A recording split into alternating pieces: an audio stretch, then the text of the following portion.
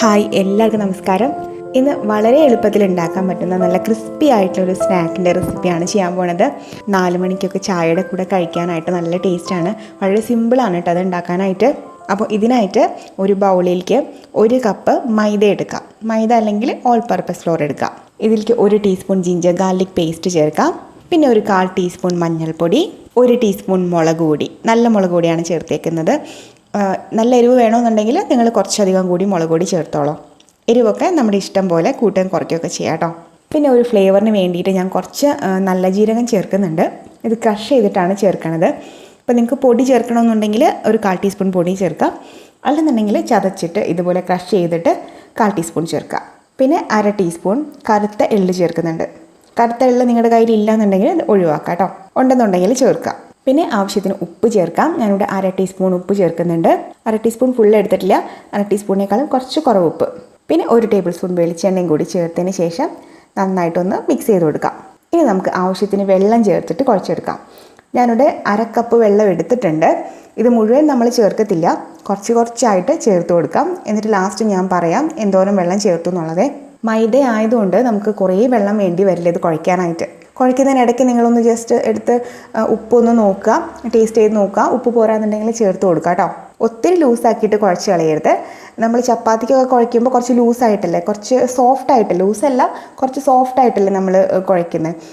അത്രയും സോഫ്റ്റായിട്ട് കുഴയ്ക്കാൻ പാടില്ല.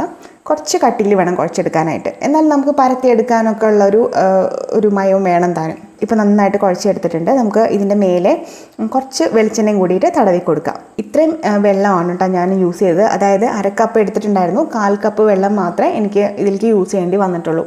വെള്ളത്തിൻ്റെ അളവ് നമുക്ക് ചിലപ്പോൾ അങ്ങോട്ടും ഇങ്ങോട്ടൊക്കെ ചെറിയ വ്യത്യാസങ്ങളൊക്കെ വരാം. അപ്പോൾ 1/4 കപ്പ് വെള്ളമാണ് കേട്ടോ ഞാൻ അത് കുഴയ്ക്കാനായിട്ട് യൂസ് ചെയ്തിട്ടുണ്ടായിരുന്നത്. അപ്പോൾ നമുക്കിതൊരു 10 മിനിറ്റ് ഇങ്ങനെ റെസ്റ്റ് ചെയ്യാൻ വേണ്ടിയിട്ട് വെച്ചേക്കാം. ഇപ്പോൾ 10 മിനിറ്റ് കഴിഞ്ഞിട്ടുണ്ട്. ഇനി നമുക്കിതൊരു കൗണ്ടർ ടോപ്പിലേക്കോ അല്ലെങ്കിൽ ചപ്പാത്തി പലകയിലോ ഇട്ടിട്ട് നന്നായിട്ടൊന്ന് പരത്തിയെടുക്കണം. ഇതിനൊരു ചെറിയൊരു ഉരുള എടുക്കാം. എന്നിട്ട് അല്പം പൊടി ഒന്ന് വിതറി കൊടുക്കുക. നൈസായിട്ട് പരത്തിയെടുക്കുക. ഷേപ്പൊന്നും വേണ്ട കേട്ടോ, ഷേപ്പൊന്നും പ്രശ്നമല്ല ഇതിലേക്ക്. അതിപ്പോൾ നീളത്തിലോ വട്ടത്തിലോ എങ്ങനെ വേണമെങ്കിലും നമുക്ക് പരത്തിയെടുക്കാം. പരത്തുന്നതിനിടയ്ക്ക് ഒട്ടിപ്പിടിക്കുകയാണെന്നുണ്ടെങ്കിൽ ആവശ്യത്തിന് പൊടി ഇട്ട് കൊടുക്കണേ. മൈദയുടെ പൊടി തന്നെയാണ് നമ്മൾ യൂസ് ചെയ്യണത്. ഇത് പരത്താനായിട്ടുള്ളൊരു കറക്റ്റ് തിക്നെസ് പറയുകയാണെന്നുണ്ടെങ്കിൽ 1.5 മില്ലിമീറ്റർ തിക്നെസ്സിലാണ് കേട്ടോ പരത്തിരിക്കണത്. നിങ്ങൾ അളന്നൊന്നും നോക്കൊന്നും വേണ്ട.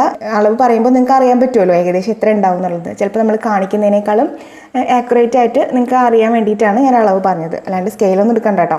അത് ഞാൻ കാണിച്ചു തരാം, എടുക്കുമ്പോൾ ഞാൻ കാണിച്ചു തരാം എന്തോരം കട്ടിയിലാണ് പരത്തിയിരിക്കുന്നത് എന്നുള്ളത്.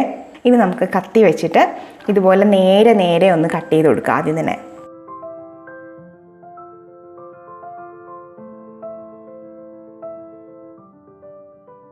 പിന്നെ ഇതുപോലെ ചെരിച്ച് കട്ട് ചെയ്ത് കൊടുക്കാം. അന്നേരം നമുക്കിങ്ങനെ ഡയമണ്ട് ഷേപ്പിൽ, നീളത്തിലുള്ളൊരു ഡയമണ്ട് ഷേപ്പിൽ നമുക്കിത് കിട്ടും. കണ്ടോ, ഇതുപോലെ കട്ട് ചെയ്തിട്ടുണ്ട്. ചിലപ്പോൾ നമ്മൾ കട്ട് ചെയ്യുന്നതിനിടയ്ക്ക് കത്തിയിൽ ഒട്ടിപ്പിടിക്കും. അപ്പോൾ അത് നിങ്ങളൊന്ന് തുടച്ച് മാറ്റിക്കോളൂ, കത്തിയിൽ ഒട്ടിപ്പിടിക്കണ മാവ്. അപ്പോൾ അന്നേരം നമുക്ക് നന്നായിട്ട് കട്ട് ചെയ്തെടുക്കാൻ പറ്റും. ഇനി നമുക്കിത് ഫ്രൈ ചെയ്യാനായിട്ട് ഒരു പാൻ വെച്ചിട്ടോ അല്ലെങ്കിൽ ഒരു ചട്ടി വെച്ചിട്ട് ചൂടാക്കാം.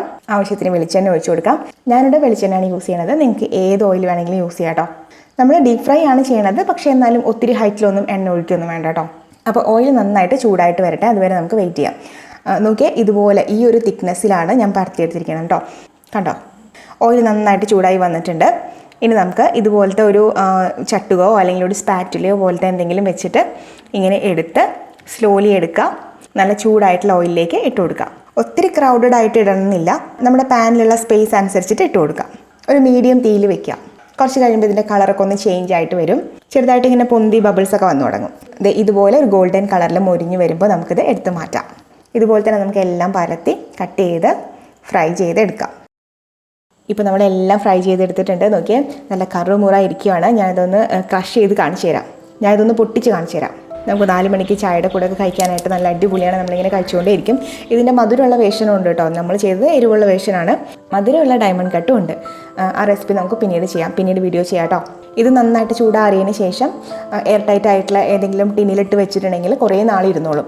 അപ്പോൾ ഒരുപാട് ചേരുവകളൊന്നും ഇല്ലാണ്ട് നല്ല എളുപ്പത്തിൽ ഉണ്ടാക്കാൻ പറ്റുന്ന നല്ല ക്രിസ്പി ആയിട്ടുള്ള സ്നാക്കാണ്. തീർച്ചയായിട്ടും നിങ്ങൾ എല്ലാവരും ട്രൈ ചെയ്ത് നോക്കുക. ട്രൈ ചെയ്തിട്ട് ഫീഡ്ബാക്സ് ഒക്കെ എന്നെ അറിയിക്കാം. താഴെ കമൻറ്റ് ചെയ്യുക വീഡിയോയെക്കുറിച്ചുള്ള അഭിപ്രായങ്ങൾ. അതേപോലെ തന്നെ ലൈക്ക് ചെയ്യുക, ഷെയർ ചെയ്യുക, സബ്സ്ക്രൈബും ചെയ്യുക കേട്ടോ. അപ്പോൾ ഇനി അടുത്തൊരു വീഡിയോ ആയിട്ട് വരുമ്പോൾ കാണാം. എല്ലാവർക്കും നന്ദി, നമസ്കാരം.